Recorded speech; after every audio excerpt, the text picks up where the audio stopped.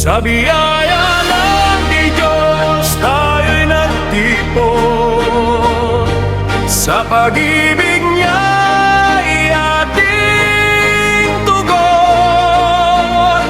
124 na taon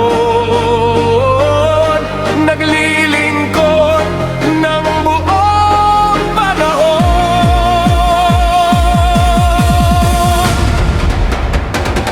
Magkaisa sa pananampalataya, pag-asa'y tangan sa bawat gawa.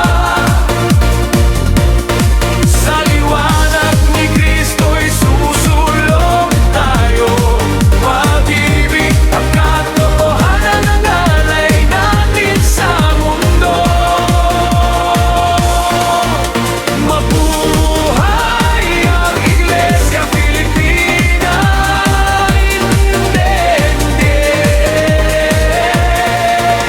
Matatag sa pananampalataya at pag-ibig, kasama ang Diyos sa bawat hakbang, hatid ang pag-asa sa bawat tahanan.